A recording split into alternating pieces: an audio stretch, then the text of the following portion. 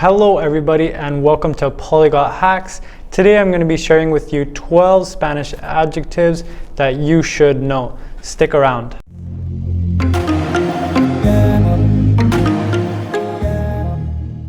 Now before we get into the video, I'm going to explain why adjectives are important and why it's important to know the most commonly used adjectives.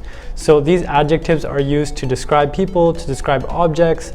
So for example, if you want to say someone's tall, if you want to say someone's short, if you want to say that someone's fat, if you want to say someone's thin, these are all adjectives. These are all describing something and they're very, very important to know.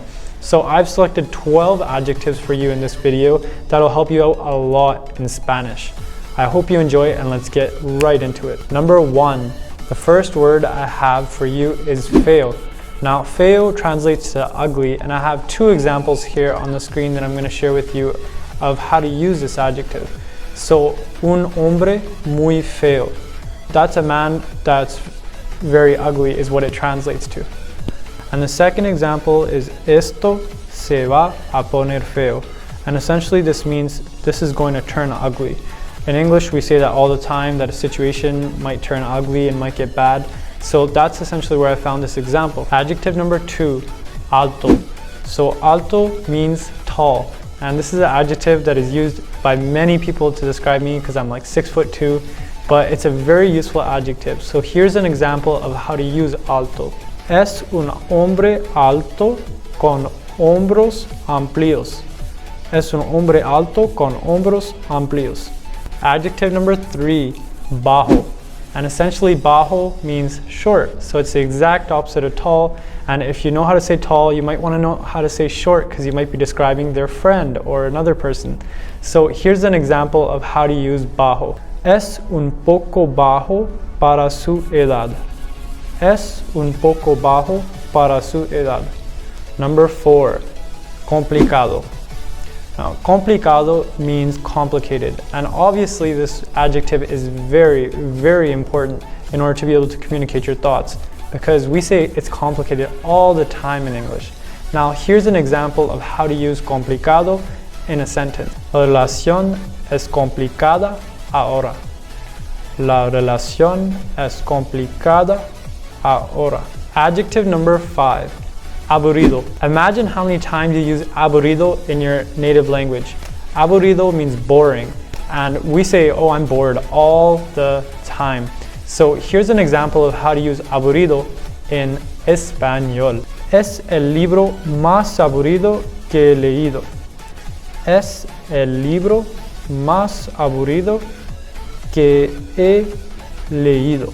Number 6, rico. Now rico means rich, and I bet you'll be using this adjective when you're describing someone.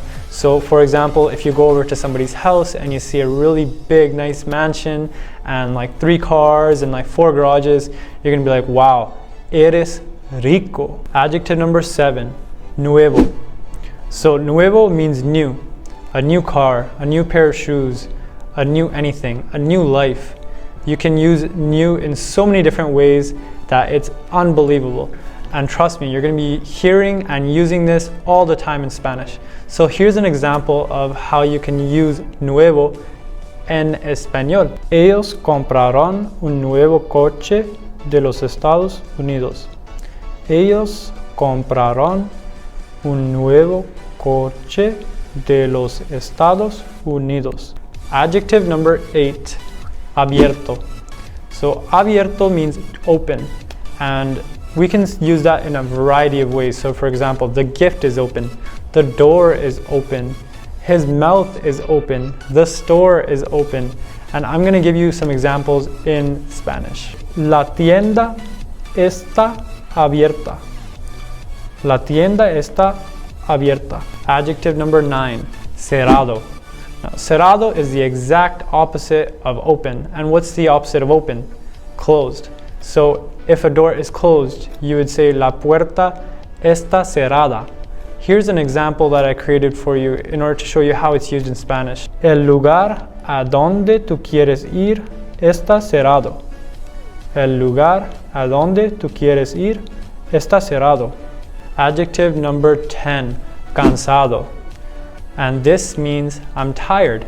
So we're tired all the time throughout the day. If we go to work, we're tired. If we go to the gym, we're tired. If we feel tired in general, we say, oh, I'm tired, I'm gonna watch some TV. So here's some examples of how cansado is used in Spanish. Después de mi trabajo, estoy tan cansado. Después de mi trabajo, estoy tan cansado. Adjective number 11, despierto.